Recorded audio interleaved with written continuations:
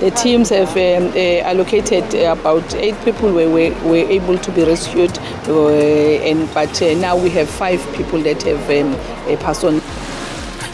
Kuphangalale abantu abahlanu kwacekeleka phansi enqalazinda ngesikhathi kunezikhukhula edalwe imvula enamandla ebeyiphelezelwa ukuduma kwezulu izolo ebusuku endaweni yaseMagetho ogwini oluseningizimu nesifundazwe iKwaZulu-Natal. We have submitted, and we're saying to prove that we have submitted, Mr. Dakata says so under oath. We put 750,000 and we put the 50,000 signatures. Imithetho nemigomo yekhomishana yezokhetho i-IEC ibibhekisiswa namhlanje enkantolo yezokhetho njengoba amaqembu akhale ngaphansi kwayo efake izicelo zokuba afake ohlwini lamaqembu azovotelwa okhethweni likazwelonke lwangoNhlaba. Mbuyelisi kubingelele sikwamukele indabeni zehora lesikhombisa kusihlwa lezi indaba nizethulelwa usakhiwo ngokwasokhela alikhe lishona ngena indaba zalo. Owengamele zokubusa ngokubambisana kwaZulu-Natal uBongi Sithole Mloyi uthi sesinyuke safinyelela kubantu abahlanu isibalo sabaphangalale ngesikhathi kunezikhukhula izolo ebusuku eMagate ogwini oluseningizimu nesifundazwe. Le ndawo ehanjelwa yivakashi ikhahlamezeke kakhulu njengoba umfudlana wendawo ugcwale wadla indwani wageleza edolobheni ubheke olwandle. Kucekeleke phansi amabhizinisi imigwaqo nemizi eMagate ogwini oluseningizimu yesifundazwe iKwaZulu-Natal izolo ebusuku ngesikhathi kunezikhukhula ezidalwe imvula enamandla ebiphelezelwa ukuduma kwezulu. Bahlanu abantu osoqinisekiswe ukuthi baphangalele kulenhlekelele yezemvelo. As we have started this morning, the teams have allocated about 8 people were able to be rescued, but now we have 5 people that have passed on. We have 5 fatalities in this incident, but it started on the top where I'm coming from in the other sides. Lokhu kwenzeka nje izangoma zezulu zabakwa-South African Weather Service zikhiphe isixwayiso sesigaba sesihlanu malungana nemvula enamandla ongaselidlive kuze kube phakathi kwamabili namhlanje. We always say people must not drive even if you walk on foot. When you see water that now is starting to come up and there is rain, don't cross because those rains have a power to push you, and even the cars. Osomabhizinisi abaseduzane bakhala kakhulu njengoba izikhukhula zicekele phansi inqalasisinda. Amanzi ayigcwale wonke lo mgaqo amanzi. So aza akapakela lapha eSasol garage nanebhusha lengapha next door nase garage. So kahle wonke umphakathi la nosomabhizinisi abalaba affectekile ngoba abakwazanga ukunyakaza izolo nokuphuma baba operate amabhizinisi. Amanzi kade sondele endaweni zabo. Nokho-ke amathimba abhekeleza inhlekelele kanye namaphoyisa basiqaphe ngesolokhozi isimo.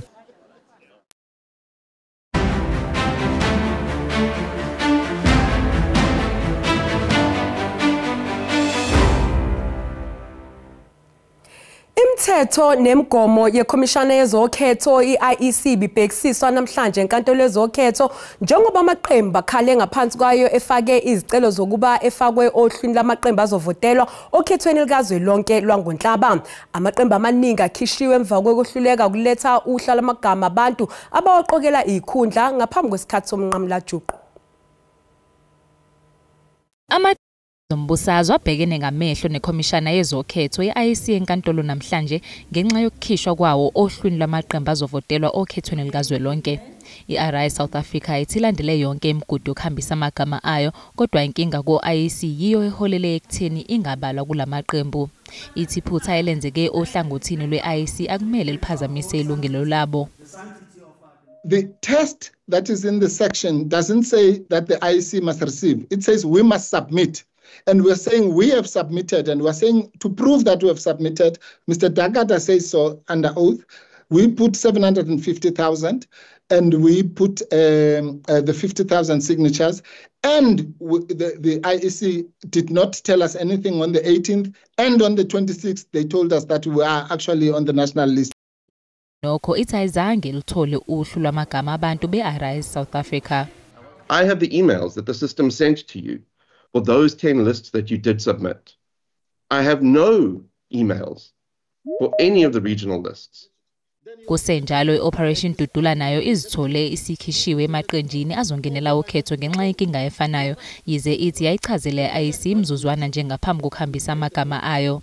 Icele inkantolo yezokhetho ukuba iphoqelele ikhomishana ukuba ibuyisele ohlwini lwamaqembu azongenela ukhetho nakuba sekudlule umnqamla juqu ngokusebenzisa isigaba sama-28 somthetho we-Electoral Act. If you now disenfranchise Operation Dudula on a technicality such as the present one from participating in the elections, then you're actually disarming the electorate who intended voting for Operation Dudula from exercising their right. Because now they have to now take their vote somewhere where they might not want to, or they might have to withhold. Inkantolo yezokhetho iphinde yalalela amacala afakwe i-Cape Independent Party, Defenders of the People kanye ne-Independent South African National Civic Organisation. I-SABC nekhosathu bathi uma i-ANC ngakhala ngaphansi kwamaphesenti angama-50 okhethweni oluzayo kuzoshabalala konke osezuzwe ke elakuleli eminyakeni engama-30 kubusa i-ANC. Zabaqagulayo bethi ANC izoba ngaphansi kwamaphesenti angama-50 okhethweni oluzokuba mhla zingama-29 enyangeni ezayo. Umengameli waleli qembu elibusayo uCyril Ramaphosa uthi akalibone lakuleli ngaphandle kwe-ANC.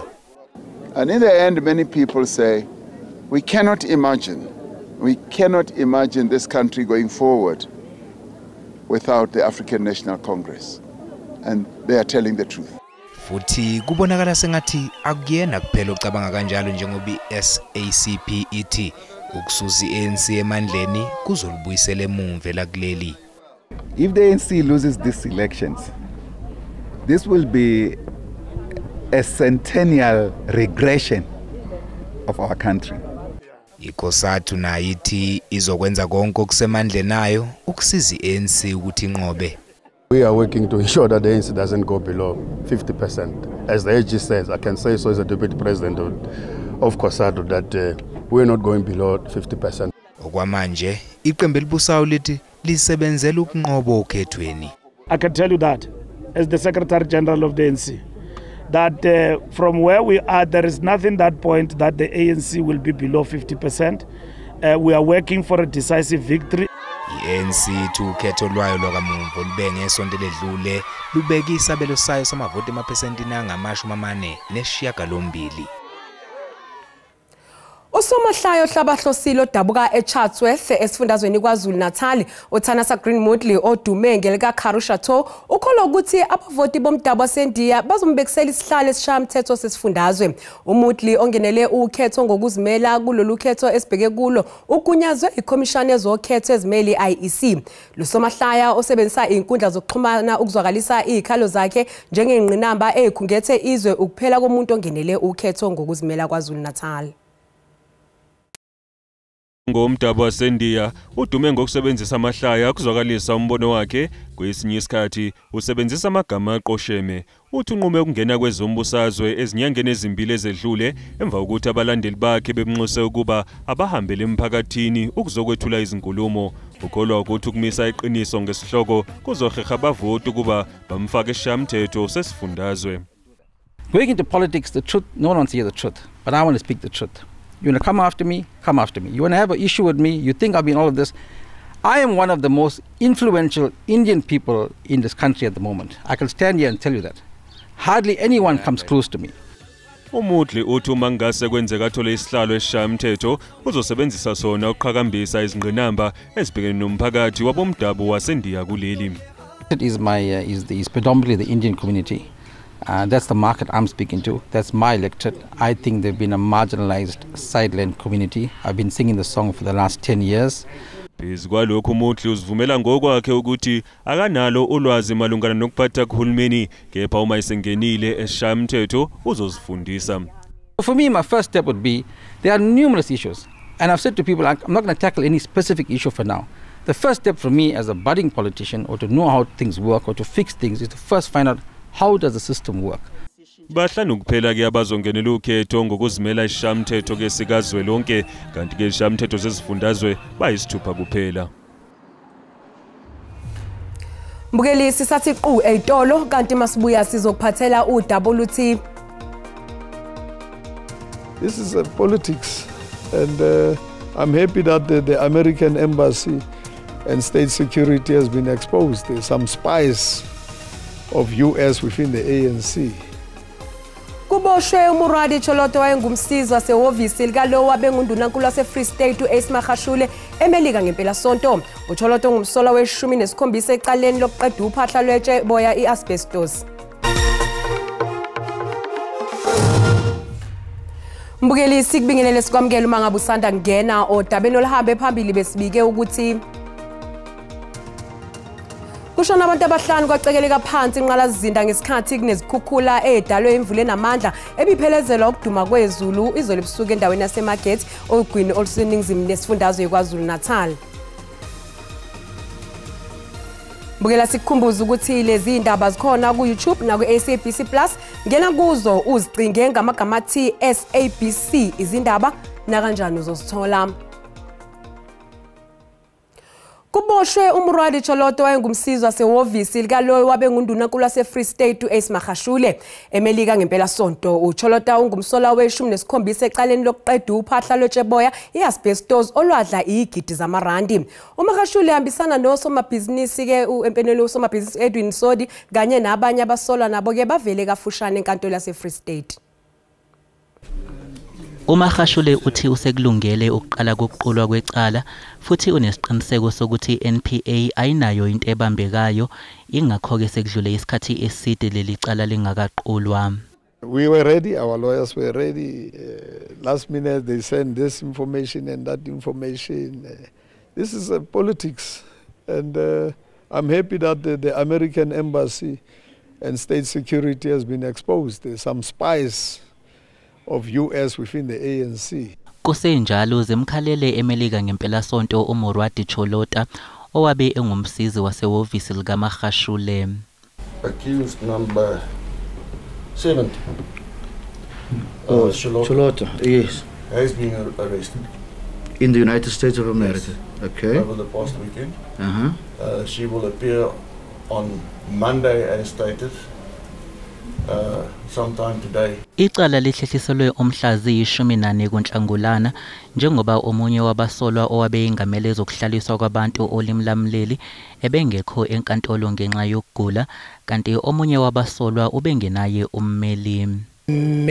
Oli, she is quite sick as per the defense.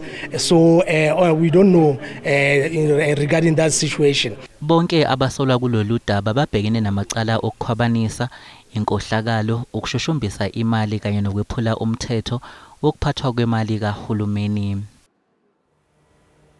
Liqale ngenxushunxushi icala lokubulawa kaSenzo Meyi wenkantolo ephakeme esePitoli ngenxa yokuthi abameli babasolwa bebengakulungele ukupheka ngembuzo ungoto ezibhamu uChris Mangena okuyena ungufakazi wombuso. Umbuso ube usubiza uSayitsheni uVusumuzi Mukhani owethule ubufakazi malungana nemininingwane eyatholakala kumakhala ekhukhwini omsola wesibili uBongani Ntanzi kanye nomsola wesihlanu uFiso Kuhle Ntuli.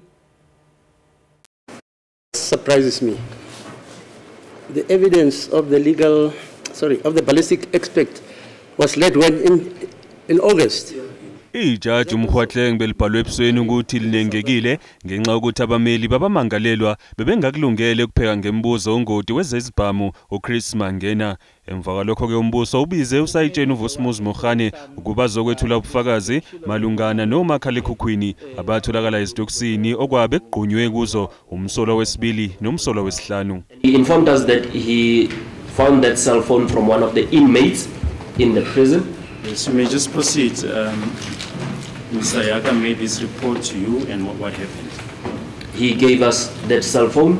We placed that cell phone in the exhibit bag. We sealed it in front of Mr. Yaka. Kepha ke abameli babasolwa bathi uMukhane usenga izimithiyo ngelithi akazange akubalule ukuthi waqopha imininingwane emqoka kulabo makhalekhukhwini. What was the serial number of the cell phone that you recovered? I did not take the serial number, therefore I do not know. Why? Why not? I did not think of taking the serial number as I was instructed to come and take the cell phone. Umshololo uthi umakhalekhukhwini okuthiwa watholakala kuNtuli kwabe kungewona owakhe kanti noNtanzi uthi omakhalekhukhwini abatholakala kuye bathathwa ngesikhathi eboshwa. I met accused number 2 in the presence of the police in the CBD at Rustenburg to give him 500 rand for toiletries. Until then, none of his family members knew where he was held, and therefore he had no visitors that could give him a phone so that he can be found in possession of that phone. Ilicala kulindeleke ukuthi liqhubeke kusasa kanti kuzobizwa ufakazi omusha. Amaphoyisa aseLimpopo athi asekwazile ukuhlakaza idleke zobugebengu ngemkhankaso yawo abayiqhuba endaweni eThoyandou. About Jerusalem, Jerusalem, Jerusalem. Shut down the Jerusalem. Amazwi kaNgqongqoshe wamaphoyisa obheka icele awakhuluma eThoyandou eminyakeni emibili edlule exwayisa izigebengu asaqhubeka namanje nokuzwakala kule ndawo. Kusukela ngaleso sikhathi kwadutshulwa abantu abangaphezulu kweshumi abasolwa ngokuba amalungu amaqembu emgulukudu. Ababulali basebenzise indlela eyodwa yokubulala izisulu kuzo zonke izigameko. Amaphoyisa athi yize kunezigameko zokubulawa kwamalungu ezigebengu kodwa wona akathinteki kukho. It is important to clarify that police are not involved in shootings of individuals in Thoyandou. It is crucial to highlight that through our operations we have successfully disrupted syndicates in Thoyandou and dismantled CIT groupings through targeted takedown operations.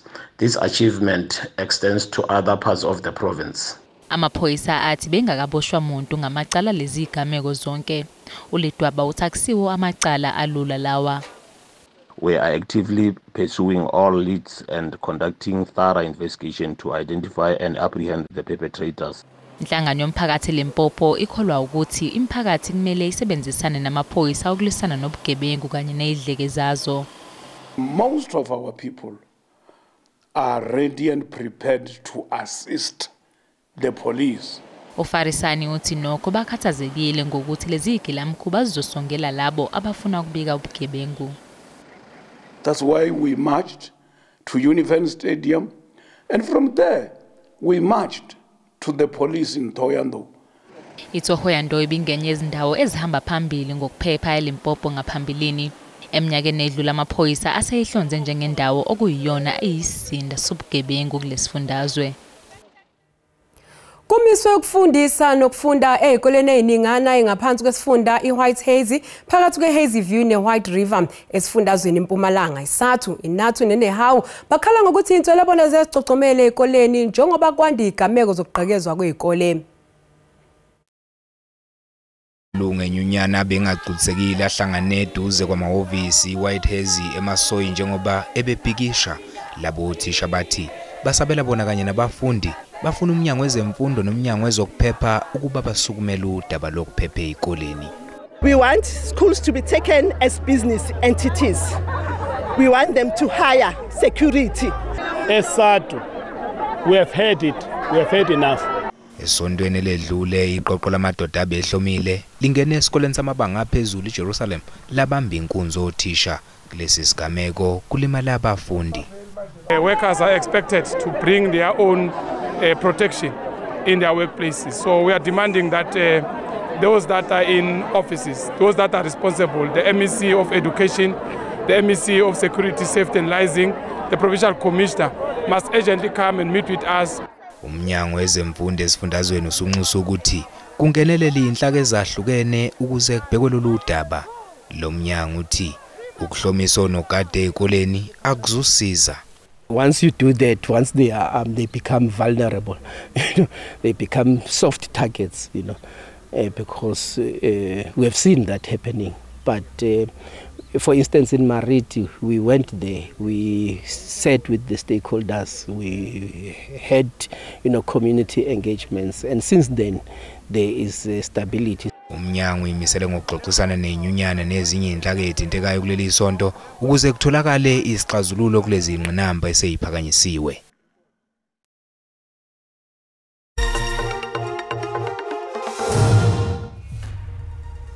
Beluphansi uhwebo lerandi emakethe namhlanje. Libiza 19 rand edoleni lasemelika, libe ngu23 rand 67 cents kupondo, kanti lingu 20 rand 20 cents ku euro. Ipula laseBotswana libiza 1 rand 37 cents. IJSE ivale inkomba yezabelo iphansi.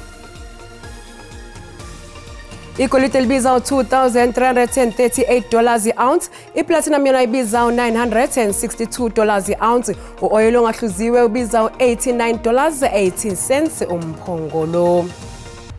Mbukeli umhlahlo wesimo sezulu yalandela emva kwekhefu nomkhushula Msimanga.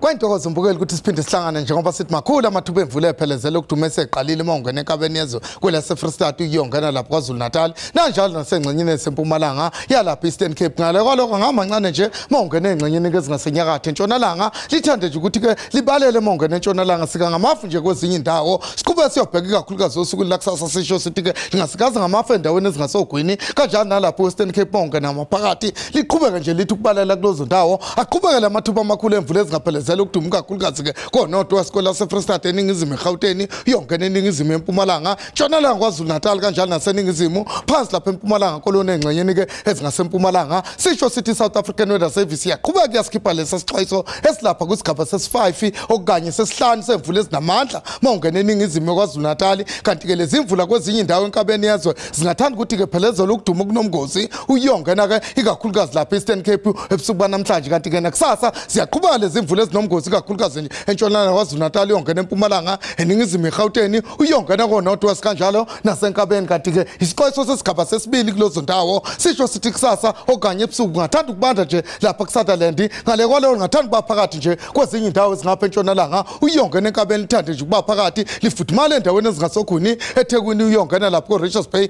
awubheke nje amazinga okushisa phezulu sisho sithi ngathanda kuba phakathi lapha eGauteng uyongena konodwa wesikole lase-Free State empumalanga libe phakathi uyongena ngasenyakatho lapho uMessina lithanda ukufuthumala kwaZulu Natal kuzo zonke indawo lingathanda ukuba phakathi uyongena phansi lapha Eastern Cape kuthi kufuthumala kancane mawungena ke eMthatha kuthi kushisa lapha kuvusile ngale kwaloko lingafuthumala nje lapha kwaNyanga oGugulethu kuthi kushisa kancane mawungena kwaPintini umvumale ngisho ogcwala umlomo ukuthi ke ngiyayithatha indawo bene ubusuku obuhle.